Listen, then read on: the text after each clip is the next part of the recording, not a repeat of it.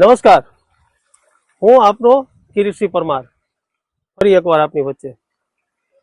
મિત્રો, એક ફિલોસોફીના પ્રોફેસર પોતાના ક્લાસમાં આવે છે એક કાચની ખાલી બરણી લઈને.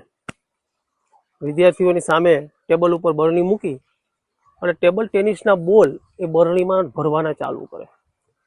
સંપૂર્ણપણે આખી બરણી ભરાઈ જાય એટલે વિદ્યાર્થીઓને પૂછે છે કે બરણી ભરાઈ ગઈ? વિદ્યાર્થીઓ કે હા સાહેબ, હવે બરણી ભરાઈ ગઈ.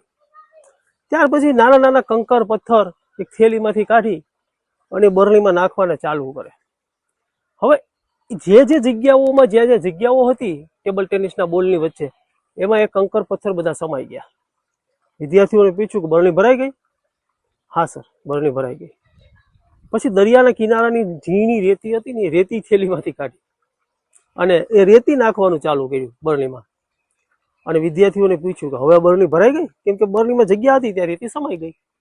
વિદ્યાર્થીઓ કે હા સર, હવે બરણી ભરાઈ ગઈ.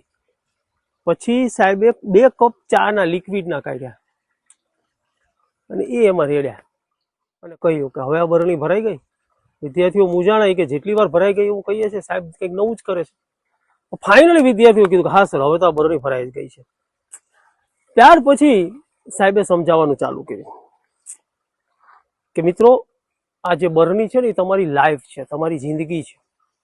જિંદગી ખાલી જ હોય છે, પણ એની અંદર મેં ટેબલ ટેનિસના બોલ પહેલા નાખ્યા. એ તમારો પરિવાર છે, તમારી હેલ્થ છે. એની અંદર મેં કંકર અને પથ્થર નાખ્યા, જે એમાં સમાઈ ગયા. એ તમારું નોકરી છે, તમારો ધંધો છે.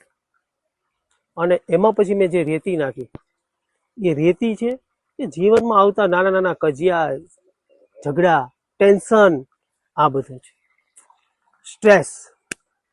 હવે જો મેં બરણી અંદર પહેલા જ રેતી નાખી દીધી હતી, એટલે કે જીવનમાં પહેલા જ જો સ્ટ્રેસ નાખી દીધો હોત, પહેલા જ જો ટેન્શન નાખી દીધા તો સ્વાસ્થ્ય માટે કોઈ જગ્યા નહોતી, સમાત જ નહીં સ્વાસ્થ્ય, કે પરિવાર માટે કોઈ જગ્યા નથી, નોકરી ધંધા માટે જગ્યા નથી. ચલો સેકન્ડ નંબરની વાત કરીએ.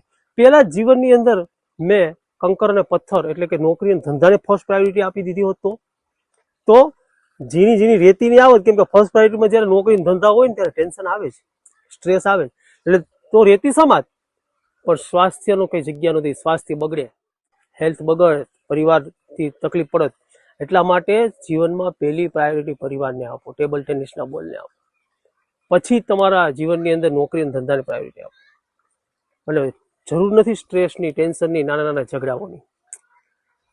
આ બધું સમજાવી દીધા બાદ વિદ્યાર્થીએ એક પ્રશ્ન પૂછ્યો કે સાહેબ, બધી વાત સાચી, ઓલા 2 કપ ચા શું હતા એ તો સમજાવો. અને ત્યારે સાહેબે સરસ મજાનો જવાબ આપ્યો કે મિત્રો, જીવનની અંદર નોકરી, ધંધો, સ્વાસ્થ્ય, પરિવાર, આ બધું તો રહેવાનું જ છે. ટેન્શન રહેવાના જ છે. કોઈને નાના મોટા ટેન્શન તો રહે, પણ જો 2 મિત્રો એવા રાખજો કે જેની સાથે તમે 2 કપ ચા પી શકો, તમારા સુખ દુઃખની વાત કરી શકો. એટલે આપને પણ વિનંતી છે કે આવા 2 મિત્રો સાથે રાખી અને જીવનને આગળ વધજો. ખૂબ ખૂબ આભાર આપશો.